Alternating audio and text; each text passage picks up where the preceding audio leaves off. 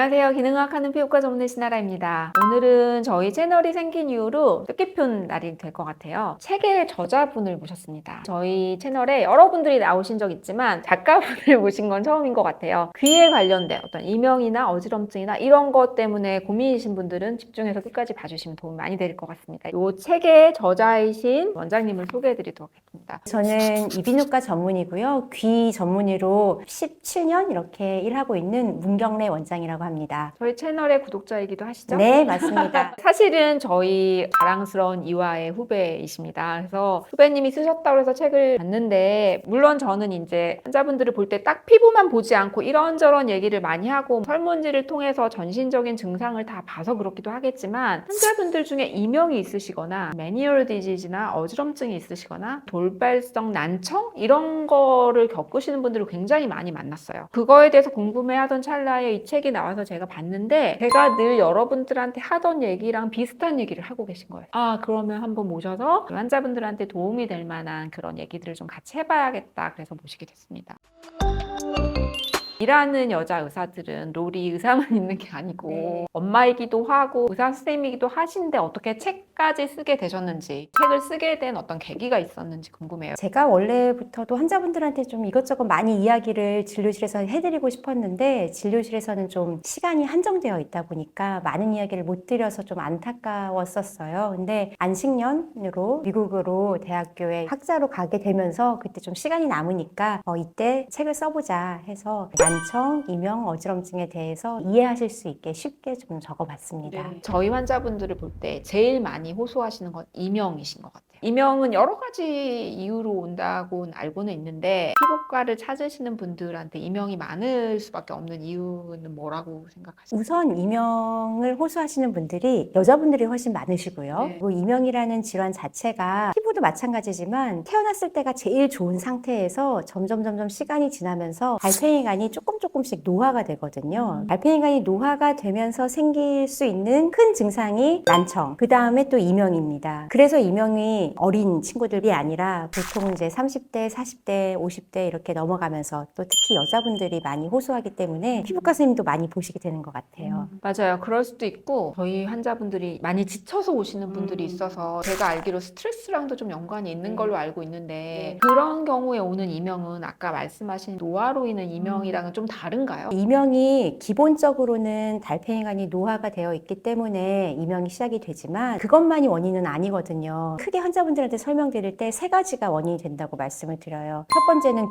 귀에 달팽이관이 아주 프레시한 상태가 아니고 약간 노화가 되어 있기 때문에 마치 라디오가 오랫동안 작동하다 보면은 지직 소리가 나는 것처럼 달팽이관에서 좀 기본적으로는 소리가 나고 있는 상태. 근데 이거를 평상시에는 잘 모르시는 거죠. 두 번째는 그래서 뇌가 뭔가 각성이 많이 되어 있을 때, 스트레스 많이 받고 잠 많이 못 주무시고 뭔가 불안한 게 있거나 그럴 때 이 이명 신호를 더 잘 느끼는 거죠. 세 번째는 몸 컨디션이 안 좋고 식습관, 생활 습관이 좀 건전하지 못하고 많이 망가져 있을 때 그럴 때 또 이 소리가 더 많이 듣게 되시는 것 같아요. 그게 교집합이네요. 환자분들이 피부가 심해져서 오시는 분들이 대부분 말씀하신 대로 스트레스도 많고 잠도 잘 못 주무시고 예민해져 있고 스트레스 호르몬 빵빵빵 나오면 또 피부도 나빠지고 그래서 제가 많이 뵙게 되는군요. 그러신 것 같아요. 매니얼 디지즈가 있으신 분들이 있으세요. 근데 매니얼 디지즈랑 이석증이랑 조금 혼돈하시어서 말씀하시는 분들도 있으시더라고요. 나타나는 증상은 좀 비슷할 수 있어도 제가 알기로는 많이 다른 질환인 것 같거든요. 저희 병원에 이제 저를 찾아오시는 환자분들도 저는 메니에르예요 하고 오셨는데 메니에르가 아니고 이석증인 경우도 있고, 이석증에 걸렸습니다 하고 오셨는데 메니에르인 경우도 있고 그렇습니다. 이석증은 말 그대로 이석, 귀에 있는 돌이 제자리에 있어야 되는데 걔가 떨어져 나오는 게 이석증이거든요. 떨어져 나와서 이상한 데를 흘러가 버린 거예요. 그래서 그 돌이 굴러당기면은 그때 이제 그 안에 있는 물이 찰랑찰랑 하면서 우리가 어지러움을 느끼는 거거든요. 이석증은 귀 속에 있는 평형기관에만 문제가 생기는 거고요. 걔는 다시 또 돌이 제자리로 돌아가면 다시 이석증은 말끔하게 낫죠. 그 제자리로 돌아가는 거를 치료로 할 수 있는 거죠. 네, 치료를 하는 거죠. 우리가 약이나 무슨 수술로 하는 거는 아니고 물리치료로 다시 돌을 제자리로 집어넣는 물리치료를 저희가 환자분들한테 해드리는 거죠. 근데 자주 재발하시는 것 같아요, 보면. 쉽게 말하면 이석이라고 하는 하는 것도 일종의 석회 성분 같은 거거든요. 첫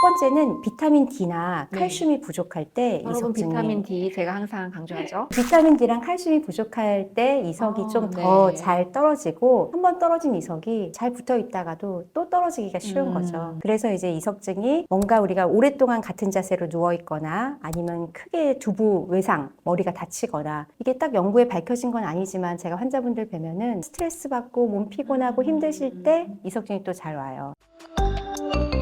반면에 메니에르는 조금 다르죠. 어지럼증이 맞습니다. 있긴 하지만 네. 이석증은 귀에 있는 평형기관에 있는 돌이 떨어져 생긴 거라고 한다면 메니에르병은 소리를 듣는 달팽이관도 있잖아요. 그 달팽이관하고 평형기관 안에 이제 물이 차 있어요. 그 물이 마치 달걀로 치면은 겉껍질이 있고 안에 속껍질이 있고 그 안에 이제 달걀 액이 있는 것처럼 귀 속도 그렇게 되어 있거든요. 근데 메니에르병은 그 안에 있는 그 물이 빵빵하게 차오르는 게 메니에르병이에요. 빵빵하게 차올라서 속껍질하고 겉껍질 사이에 있는 세포를 누르는 거죠. 그래서 이게 만약에 평형기관 쪽으로 문제가 생기면 마치 이석증이랑 헷갈리게 빙글빙글 돌기 어지럽고 또 청력기관 쪽으로 즉 달팽이관 쪽으로 많이 이게 부으면은 귀가 먹먹하고 잘 안 들리고 이 두 가지 증상이 반복적으로 나타나는 것을 메니에르병이라고 합니다. 메니에르는 치료가 좀 어려운 걸로 알고 있는데 다들 그렇게 생각하셔서 약간 메니에르다라고 진단을 받으시는 순간 절망에 빠지시고 그러는 경우도 있는데요. 꼭 그런 거는 아니고요. 고혈압이나 당뇨병도 우리가 쭉 가는 병인데 그냥 잘 관리하면 되는 것처럼 메니에르병도 우리가 잘 관리를 하면서 지내면은 좋아질 수가 있고 또 고혈압 당뇨랑은 다르게 메니에르병은 계속 약을 드실 필요는 없고요.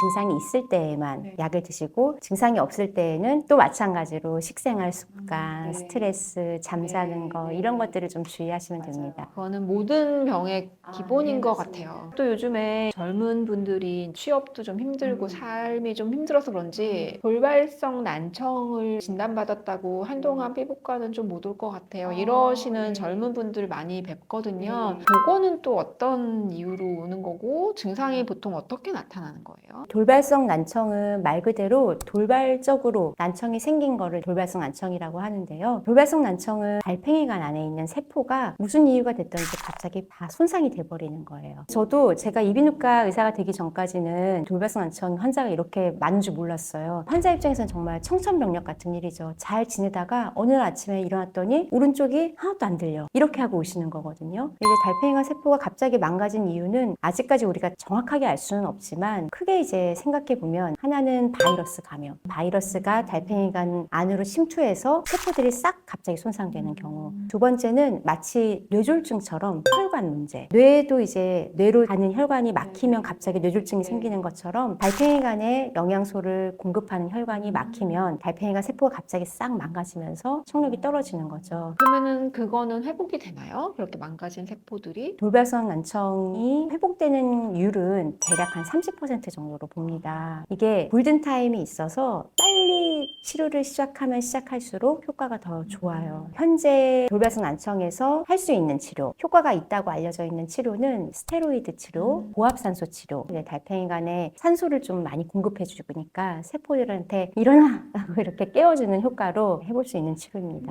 완전히 다 청력이 소실되지 않고 일부 영역 때만 그럴 수도 있죠. 소실된 것도 돌발성 난청이라고 진단은 하시는 것 같던데 그거는 어떻게 느낌이 오나요? 달팽이관 세포가 있는 위치에 따라 자기가 듣는 주파수 영역이 달라요. 저주파수, 이 하는 낮은 음을 듣는 세포들은 걔네들끼리 모여 있고 삐 하는 높은 주파수를 듣는 세포들은 또 걔네들끼리 모여 있고 만약에 저주파수만 청력이 떨어질 수도 있고 또 고주파수 쪽만 청력이 떨어질 수도 있는 거죠. 저주파수가 주로 떨어지는 경우는 귀가 먹먹하다고 느끼세요. 갑자기 동굴 속에 들어간 것 같다, 울린다 이렇게 표현하시는 경우가 많고 고주파수가 청력이 떨어지는 경우에는 이명 증상으로 삐 하는 소리가 들리는 증상을 나타나기도 합니다. 혹시 지금 보시는 분 가운데 가끔씩이라도 이런 증상이 있으면 선생님을 만나러 가보시는 게 좋을 것 같습니다. 골든타임을 놓치지 말아야 된다고 하셔서 저는 이제 피부과 의사니까 항상 피부 노화에만 꽂혀 있었거든요. 선생님 책을 읽으니까 귀도 노화가 된다는 거예요. 좀 서글픈데 귀의 노화를 막을 수 있는 방법은 없나요? 일단 여기까지 저희가 다음 편에 이 에이징 이어에 대해서 어떻게 다른 것들도 조절할 수 있는지에 대해서 말씀 들어보도록 하겠습니다.